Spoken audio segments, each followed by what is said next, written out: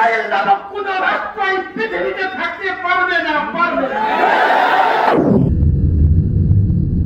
মুসলমান একটা দেহের মতো, কেউ এই কথা প্রশ্ন করা যাবে না ফিলিস্তিনি মুসলমান আমার কি হয়েছে না।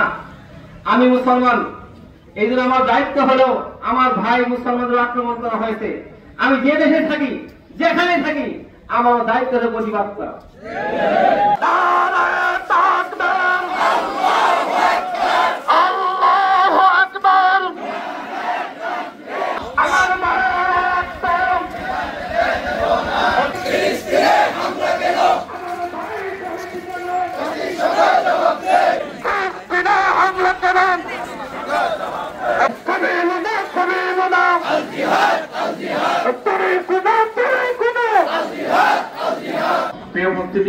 আমাদের সম্মুখে সংক্ষিপ্ত বক্তব্য নিয়ে আসছেন হযরত মাওলানা আব্দুল ওয়াহাব সাহেব, শিক্ষা সম্পাদক ইত্তেফাকুল উলামা মেহন্দ উপজেলা শাখা। নাহমাদুহু ওয়া নুসাল্লি আলা রাসূলিহিল কারীম, আম্মা বাদ। আমরা সকলে এখানে জানি আমরা কি জন্য একত্রিত হয়েছি। ইসরায়েলের সন্ত্রাসী বাহিনী যুদ্ধ বিরতি বন্ধ করে গত 2 দিন আগে যে আক্রমণ চালিয়েছে, এই আক্রমণে শিশু, নারী, বৃদ্ধ সহ 600-র অধিক এক রাতেই শহীদ হয়েছে। আমাদের হৃদয় কাঁদকান হয়ে গিয়েছে, আমাদের কলিজা কেঁদে আছে।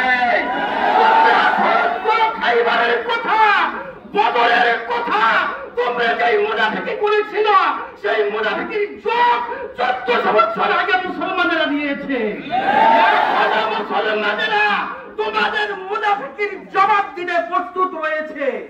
একটা করে সুস্পষ্ট, গাজা আমাদের, নাবলুস আমাদের, পশ্চিম তীব্র আমাদের, তেল আবিব আমাদের, পুরো ফিলিস্তিন আমাদের, ইসরায়েল নামক কোন রাষ্ট্র এই পৃথিবীতে থাকতে পারবে না।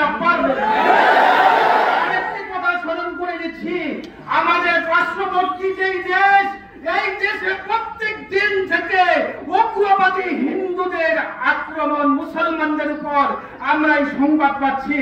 তোমরা জেনে রাখো, গাজওয়াতুল হিন্দের জন্য প্রস্তুতি গ্রহণ করো, মুসলমানদেরকে তোমরা উত্তেজিত করো।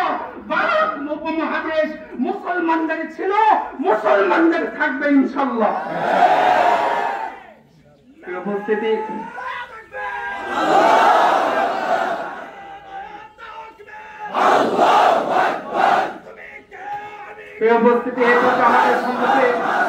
আমরা সকলেই জানি আজকে কি কারণে জমায়েত হয়েছে।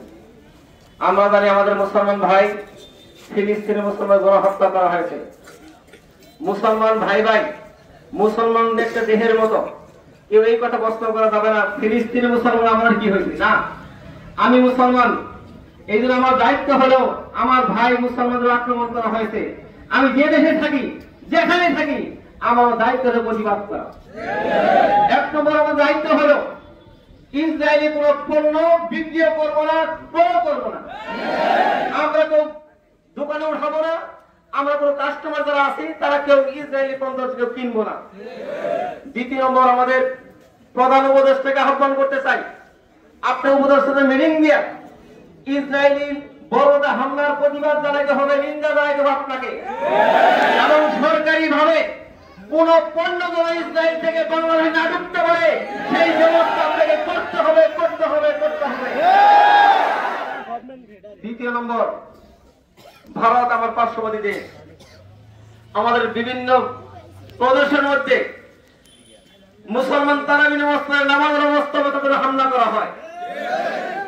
আমরা কিন্তু রাসূলের ভবিষ্যৎবাণী একটা আছে, আমাদের প্রস্তুতি গ্রহণ করতে হবে, গজওয়াতুল হিন্দের প্রস্তুতি গ্রহণ করতে হবে।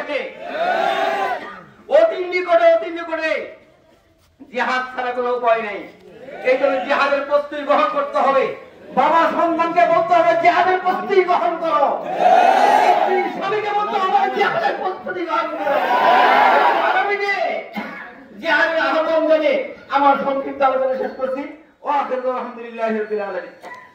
প্রিয় উপস্থিতি, আমাদের সম্মুখে সংক্ষেপে বক্তব্যের মাধ্যমে এবং দোয়ার মাধ্যমে আজকের বিক্ষোভ সমাবেশ সমাপ্তি ঘোষণা করবেন ইত্তেফাকুল উলামা মেলান্দ উপজেলা শাখার সংগ্রামী সভাপতি আল্লাহ হুজুর মাওলানা রুহুল আমিন সাহেব, আমি হুজুরকে সংক্ষেপে কথা বলে দোয়ার মাধ্যমে আজকে বিক্ষোভ সমাবেশ সমাপ্তি ঘোষণা করার জন্য অনুরোধ করছি। আসসালামু আলাইকুম ওয়া রাহমাতুল্লাহি ওয়া বারাকাতুহু। আলহামদুলিল্লাহি কাফা ওয়া সালামুন আলা ইবাদিল্লাযিনা ইসতাফা, আম্মা বাদ। উপস্থিত মুআজ্জাজ উলামায়ে কেরাম, দিগার মুসলিমিনে কেরাম, আলহামদুলিল্লাহ, আল্লাহ পাকের কাছে লাখ শুকর, যে মহান আল্লাহ পাক আমাদেরকে এই রমজান মাসে আমাদের ভাইদের প্রতিবেদন পেশ করার জন্য আল্লাহ আমাদেরকে তৌফিক দান করেছেন। এই জন্য বলছি কি, এর দিকে শুকরিয়া আদায়, আলহামদুলিল্লাহ।